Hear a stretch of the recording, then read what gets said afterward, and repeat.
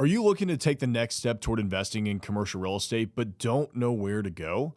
CRE Central offers a comprehensive education and coaching platform designed to help you get started. Our online courses cover a wide range of topics, from the fundamentals to advanced strategies, ensuring you have the knowledge and skills needed to thrive in this competitive industry.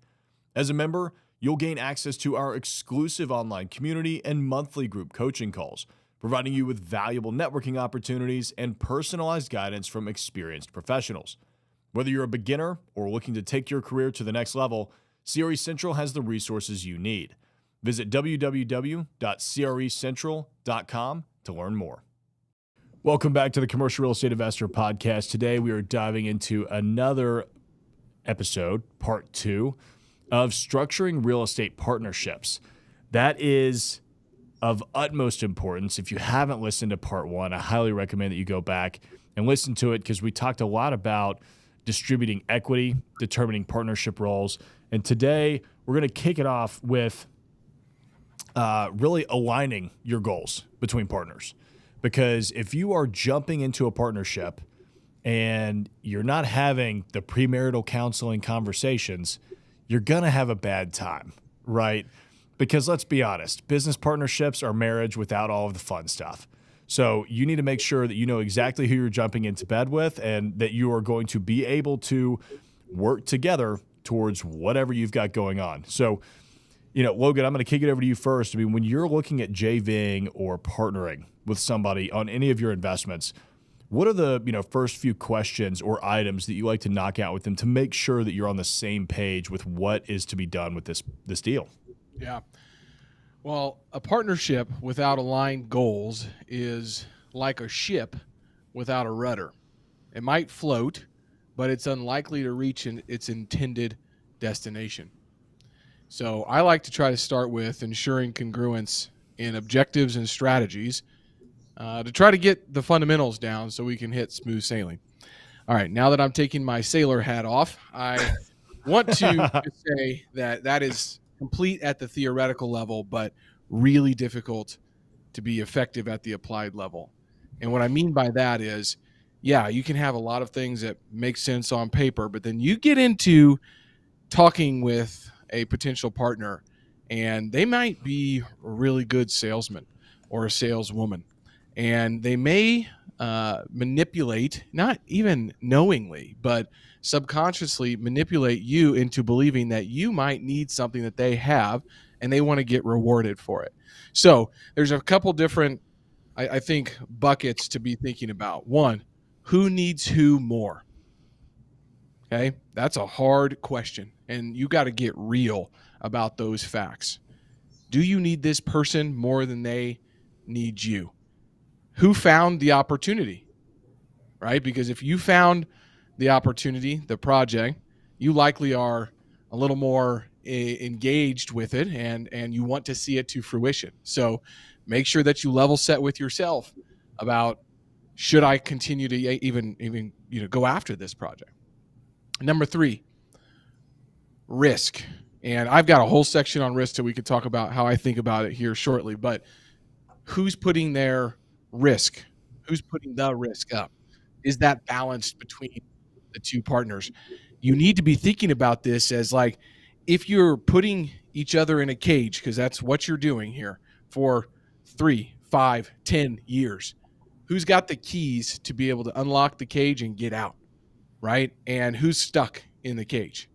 And you don't want to be stuck in that cage with no levers to pull and no keys to be able to get out behind that. So, I think that understanding how to actually quantify that is the hard part. Now, there is the legal paperwork and all of that you need to have in place. But thinking through the intangibles and how to quantify the motivations of each person is really difficult to be able to actually do. So I think that you, just similar into hiring, right? They say that you should hire slow and fire fast. It's like, how do you have tests with a partner before you go buy a $5 million project together? Hey, have you met with this partner outside of an office setting, outside of a coffee setting? Have you taken them to a project? Are they willing to actually get their hands dirty? What does their Rolodex of relationships actually look like? If they're going to be the operational partner, do they have a track record of actually doing the thing that you're hoping that they're going to be able to do on this project? And if they're reluctant to, one, give you what I'll say a track record, or two, reluctant to take on any risk, just know that when the going gets tough, they've got the keys to be able to walk out of that cage really, really quickly, and you're going to be stuck with that. So I'm not sure I directly answered your question, but I did give analogies about getting put in jail and sailing a ship in my answer. Hey, that's all that matters, man. We need more analogies like that in the show. I don't drink anymore, but back when I did, I used to take partners out if they were potential partners, right? Because I mean, if it's somebody I've partnered with before, chances are pretty good we've been around each other quite a bit. But I would go out and see how they handled drinking for a couple hours, right? Because that will tell you a whole lot about somebody. Yeah. There's just something about alcohol that lowers inhibitions. You either become a nice, loving person, or you could become a total ass. And that has saved me a couple of times. And it's something that's worth noting. I don't know if that's the method that you want to use, but it worked for me, and there's that. I think we should definitely unpack risk more after we hear from Matt, because on the risk side, everybody thinks that owning 50% of a development project is sexy until you realize there's $500,000 in pursuit costs and you can't move forward with the project. Who's going to cover the losses of all that capital, right? That's a big, big, big risk if you've never done it before. Matt, what about you, man? Yeah, I guess I'm trying to go back. I had to mark off all my analogies on my notes because they've all been used already. No, I'm just messing. So I think the question was about alignment mostly to start with, right? Yeah, it was mostly about alignment. Like, how do you make sure that you're in alignment with any potential partners on your investment goals for this project? Yeah, I mean, so a lot of the good points were already covered, obviously. One thing that I guess I would reemphasize maybe is alignment of character and values and sophistication. So some of those maybe a little bit more intangible things, right? Because that's something that becomes really important, because the reality of it is you can be in a bad partnership, and if things are going well, you're probably going to be okay for a while, right? Maybe you can ride the market and have an exit, for example, and everybody's happy. What you really need to be ready for is a bad situation, right? Having a good partnership in a bad situation. And you can't have one of those unless you have an alignment of values and character and sophistication. So that sort of goes to what you were talking about, Tyler. And for me personally, I mean, I'm very hesitant to enter into a partnership for that reason, because it's really tough to know if you can figure out numbers, right? Is there alignment of risk? And do I think it's fair that somebody has brought, the right amount of money for the percentage of ownership they have, for example, or, these different ways of figuring out the math of whether you think the alignment in the share of the partnership is fair. But when it comes to character, integrity, how people are going to react when the deal goes south, or, when we lose money, that's something that's really hard to know without knowing someone on a deep level for a long time. So I'm really hesitant to enter into partnerships. And usually if I've entered into a partnership, I've known the person for a really long time and have a really good feeling for their values. Or I'm entering into a deal where the structure is such that the control is in a place where I'm okay with them having control or me having control. So that's sort of how I think about it. And yeah, I think, one thing that happens a lot before we get into risk is, for some reason, people do not think about partnerships as if they could lose money when obviously they can, right? Like when people come to me and they start partnerships, no one ever says, "Hey, we're starting this partnership and we're pretty sure we're going to take a loss in a few years." Right? Nobody thinks about partnerships that way. They're all imagining, "Oh, we're gonna kill it, and we're gonna build this and do this, and we're gonna sell it for this." And so a lot of alignment is, what he referred to about exit, right? Like keeping the end in mind. what are you going to do? What is the plan if your plan A doesn't work? What is your plan B? What is your plan C? How do you handle a loss, right? Like, how do you handle if someone's going through a family situation and they need out, right? So that's part of alignment too, is really thinking through all of these things that could happen. Yeah, I've got a partnership here, not so long ago where we had to bring money to the closing table to sell it, right? Because we were seller financing. And fortunately, we had a great operating agreement already in place. I didn't have to worry about it because my other partner decided he didn't want to bring capital to the table. Well, that's totally fine. That's within his right, but it's clearly laid out in the operating agreement how that will be handled. Which Right. of course, I didn't think about. My attorney put all that together, but now I'm thinking, man, that was a great move 4 years ago when we bought that property that he put all this stuff in there because now, I get to collect 100% of the cash flow until that initial investment is paid back, which is exactly how it should be. It's a great way of doing it, and my partner's fine with it because it's already written up and agreed to. It's one of those things that, when you're first looking at partnering somebody, just sit down with them, have the damn conversation. Are we going to hold this for 5 years? Do we want to do the Burr method? Do we want to lease it up and flip it as quickly as possible and do a 1031 exchange together? Like, go through those scenarios to figure it out. You'd be amazed at how many times somebody goes into it thinking, we're going to hold this forever and I'm going to cash flow it. And the other person's going, no, we're going to sell it and I'm going to put the money into my bank account and buy a Ferrari, whatever it is. And that will create so much conflict. Logan, let's get back into talking risk. So, I kind of mentioned a story earlier that was a little bit from an experience that I had with another partner where, as much potential upside as you can have in these deals, you have that much potential downside. Mm-hmm. So, when I was first getting into the business, I always thought like the most equity I can get, the better, right? Like I want to get as much equity in every deal that I do.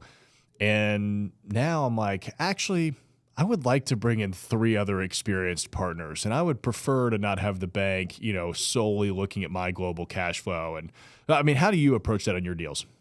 Yeah, I mean, I think that risk is one of the most misunderstood aspects of a deal. And usually I define it as anything that is unknown or not a part of the plan. And a lot of times you'll hear people say something that is high risk, right? Well, I think that's incorrect because let's just game this out for a second. A risk that has a high likelihood of occurrence, but a small impact may be completely acceptable. But on the other hand, a risk with a medium likelihood of occurrence and a high impact may be completely unacceptable. And so just saying something is high risk because you're investing in it or you're thinking about it, the occurrence, you have to think about the impact of that as well. So I try to kind of go back into, okay, well, what is a risk management plan, right? And that has some different parts to it. That's feasibility, time delay, one-time financial cost, recurring financial cost, quality, right? And then you have to try to enumerate and figure out the potential risks and the occurrences for each one of those and the likelihood that it's going to happen and then the impact that might have. And so I think that's the plan that I've tried to evaluate this. Now, I will say, Green getting in 7-8 years ago, I took some risks that had a massive impact, but a low occurrence of happening, and they happened. And I was really strung out on a few of those opportunities. And so now it's like, well, what did I learn over doing, $500 million of real estate over the last couple of years? And what keeps popping up, and I think that's important. But if you don't know the different types of risks, then you're just going in completely blind. And that's when stuff starts to catch you off guard and you don't have a plan for it. And so thankfully, now we have the internet, we have, chat GPT and all these things, and you can really understand what the different types of risks are. I mean, Howard Marks is probably one of the best investors in regards to thinking about risk. And if you're interested in just learning more about how he thinks, runs Oak Tree Management, which is one of the most successful private debt, investor funds in the history of investing. He writes a lot of these memos that you can go read, and there are a couple on risk and, trying to figure out if you're you're going to be able to quantify it is a losing game, but you need to be thinking about it. Ray Dalio says, if you worry, you don't have to worry. If you don't worry, you need to worry. Right. And I think that's the right mentality in regards to risk. Sam Zell said it best, I think. Risk is the ultimate differentiator. I've always had a deep and complex relationship with it. I'm not a reckless person, but taking risks is really the only way to consistently achieve above average returns in life as well as in investments. But Sam knew what that impact of those risks were. How? Well, he was in Ann Arbor, Michigan, or wherever he was, property managing, way back when, and buying city blocks as a college student, right? I mean, he was in the know of these different risks, and he invested for a very long time and had a good relationship with risk. So you'll see reckless people out there that are just going and saying, well, this is what I think is going to happen. When I hear this is what I think is going to happen, my red flags start to really just like, my antennas start to go up, because it's like, well, you're thinking that this is going to happen. What actual data do you have to back up what you are thinking in this scenario? So I think that's important to keep in mind as well. And I mean, frankly, the best way that I've figured out how to quantify risk is, if you're working on a project, get it in front of as many experienced investors and ask for advice as you possibly can. Because if you bring me a deal, you bring Matt a deal, you bring Tyler a deal, guess what our first inclination is? Let me tear this thing apart. Let me tear this thing apart and find why you shouldn't do this deal. And then I'm going to put it I'm going to cherry coat it a little bit and send it back to you, right? I don't know why that's the way that it is. You're not even asking them to be a part of the deal, but when you send it to an experienced investor, they want to find and poke holes in that. And you should use that as feedback to say, man, I didn't really even think about that. Now, is that risk something that I can stomach or not? And that's the best way that I've learned how to kind of actually quantify risk and get other people's perspectives on things that I might not be thinking about. Well, and we've also had to train ourselves to be that way over the years, right? I mean, you don't start off being a commercial real estate investor saying, let's tear apart every deal. You start off as a real estate investor saying, everything is a deal. I want to do this. And, it comes with experience that, it's like realizing, oh yeah, the stove is hot. I'm not going to put my hand on it. You just start to realize, like, yeah, actually, if I try and tear apart the deal and look for every single reason that I shouldn't do this deal, and there aren't enough reasons, maybe it is worth moving forward on. We've got Vicken saying, hey guys, Vicken, thanks for jumping in the live chat. Moxie's saying the operating agreement is crucial in any partnership. Could not agree more. Vicken also said, write the mission statement on a whiteboard. Just have your ideas actually physically thrown out there. Matt, you're an attorney. Maybe one day you'll be a recovering attorney. Who knows? But what are your thoughts on structuring, operating agreements for risk to protect the downside? Yeah, I mean, so many gold nuggets already on the risk side. I love the Sam Zell shout out. I love Sam Zell. And actually, he really helped me formulate how I think about risk, which is, and I've got a poker background too. So I think about risk in a lot of weird ways. But I mean, I think what we're all shooting for is asymmetrical upside, right? Like that's what we want. And Sam Zell's, one of his famous things he talks about is figure out what is the one or two things that could really go wrong in a deal, right? Like what does the disaster scenario look like in a deal? And if you can figure that out and you have a plan for that and you can weather that, then, and you've got a lot of upside, now you've got a great deal. And it's similar in partnerships, in my opinion, right?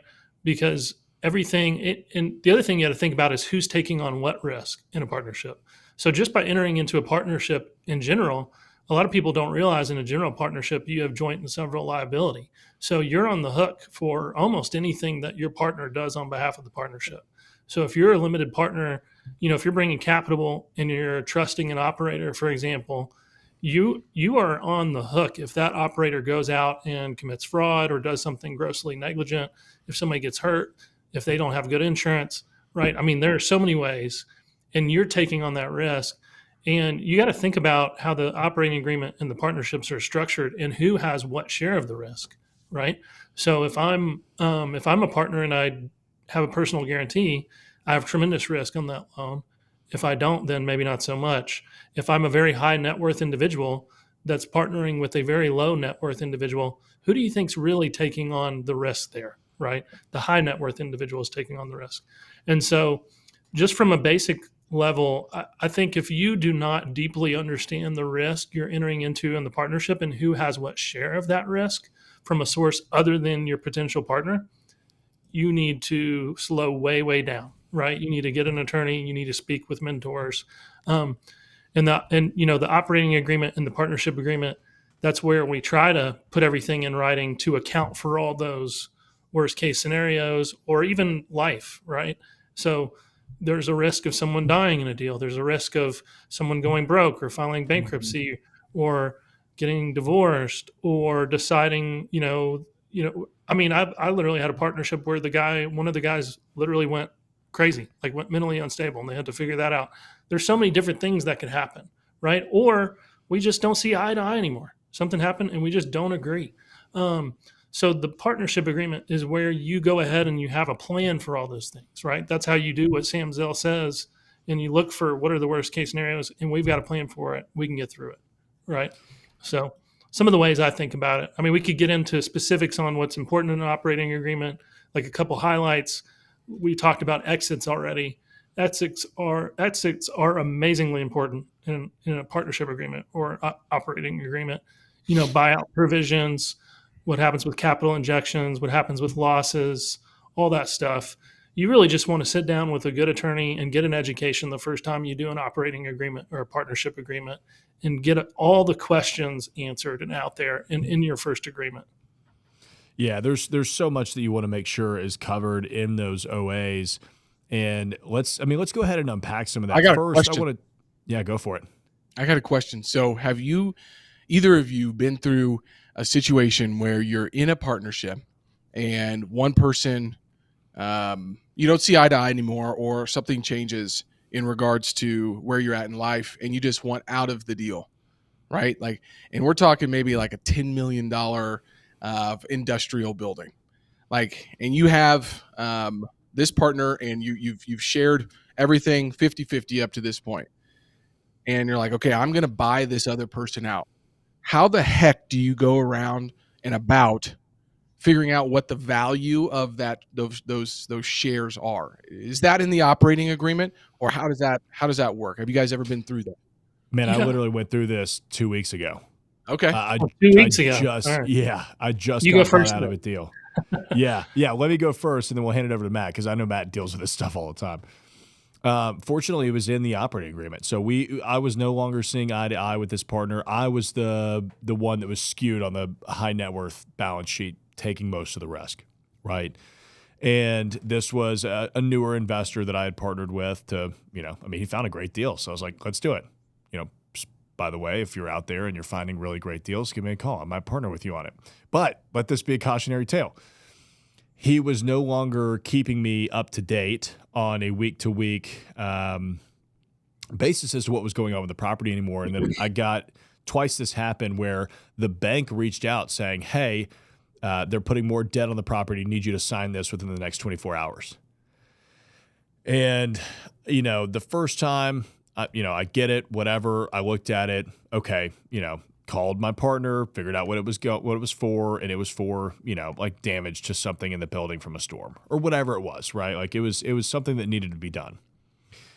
Happened a second time. And I called him and I said, look, we don't have any plans to cash flow this property for 2 years. I'm not comfortable continually signing on debt without you updating me as to what's going on, and not having a plan to make our money back. So, I want you to talk to the bank, figure out a buyout. And of course, the first words were, how much do you want to be bought out for? I said, I'm not playing that game. It's in the operating agreement. It states exactly how we are supposed to be bought out. It is the most recent appraisal value. We can go and get an appraisal value. It would have to be one that we agree upon, right? So you could always do 2 or 3 appraisals and pick the one that's right in the middle.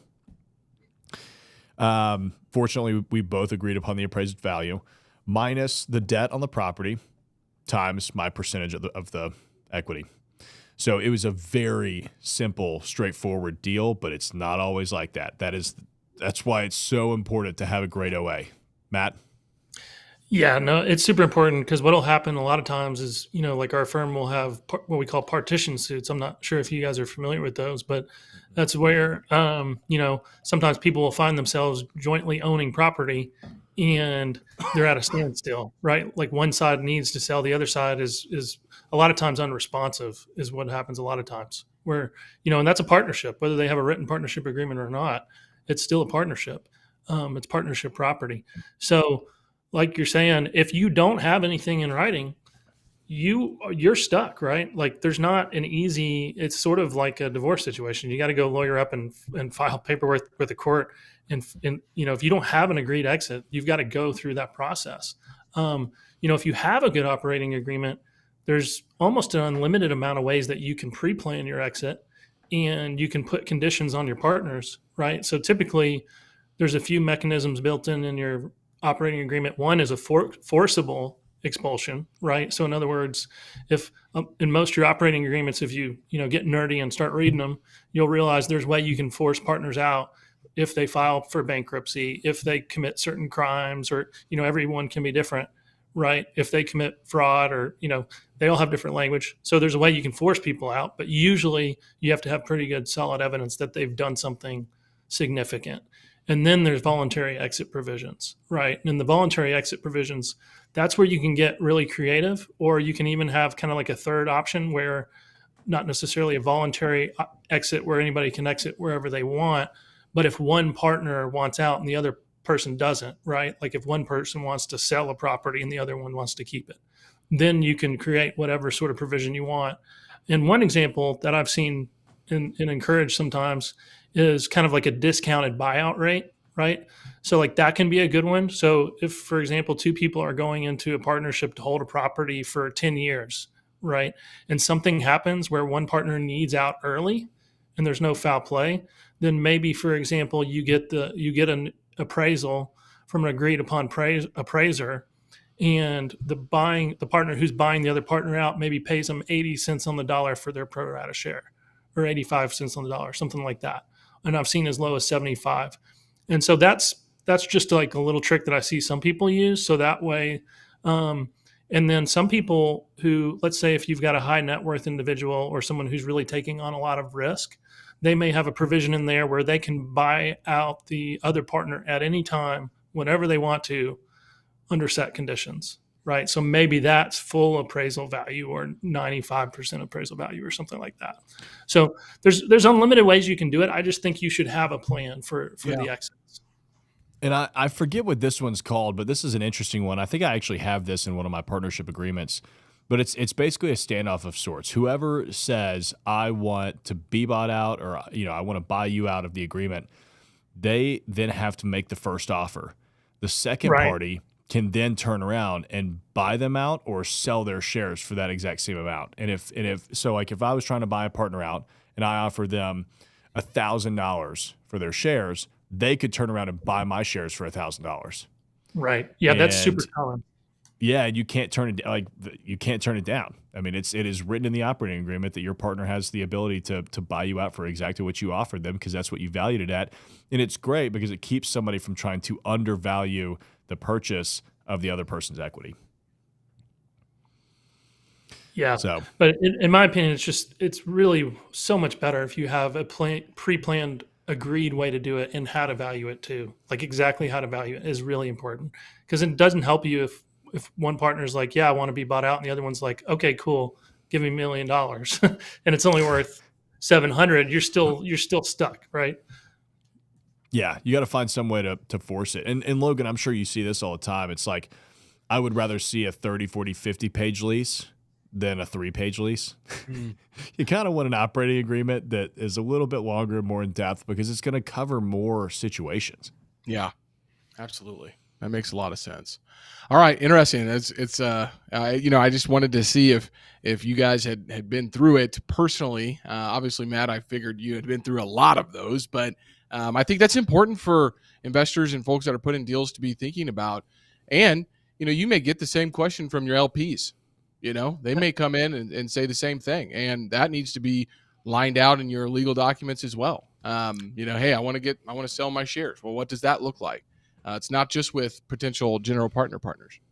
Yeah, another good trick is, if you find yourself in a situation, maybe for example, like you've already got a partnership agreement or you've already bought a property with somebody, option agreements can be a really powerful tool, right? So like you get yourself early in a partnership or in a deal and you realize that maybe you want a pre-planned exit that you hadn't thought ahead of time.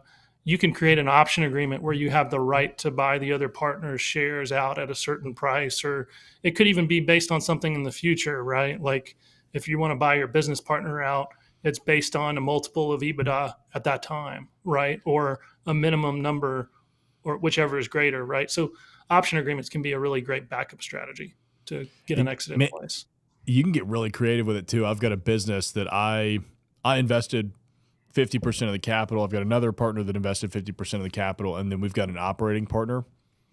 And we structured the operating partner. I mean, their equity contribution is their sweat equity, right? They are in there running this business day to day.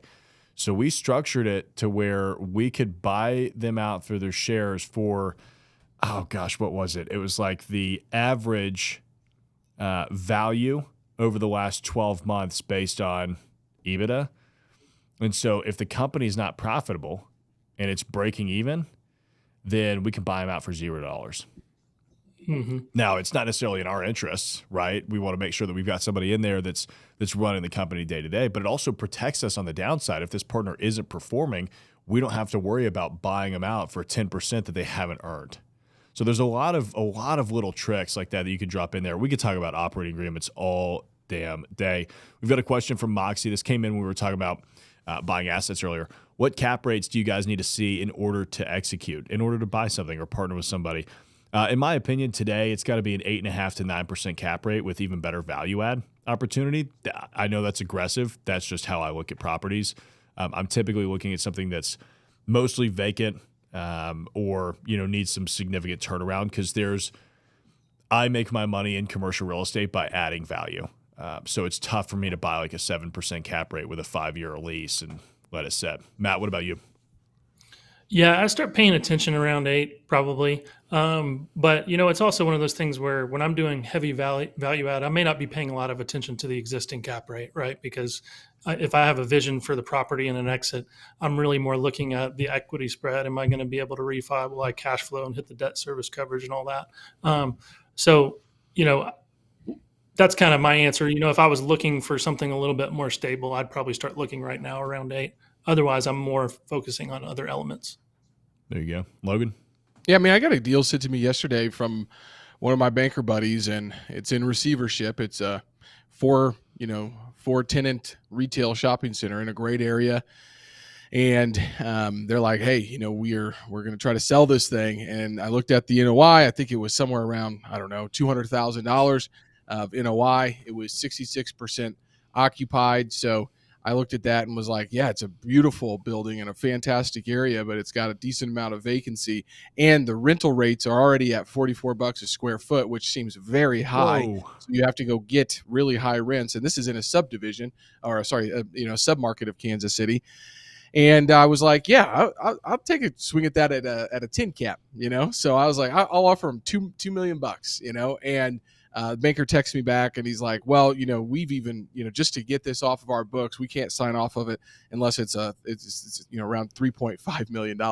And Whoa. I was like, so you're trying to sell a 66% occupied building that's in receivership for a 5.7 cap. And he's like, yep. And I'm like, that is just not going to happen. Right. I mean, it's just not going to happen. So I think that positive leverage is something you should think about, Moxie, in regards to if you're buying an existing asset that has cash flow on it. But if you're in regards to, buying a redevelopment or something that's highly vacant, what is a cap rate? What does that even mean?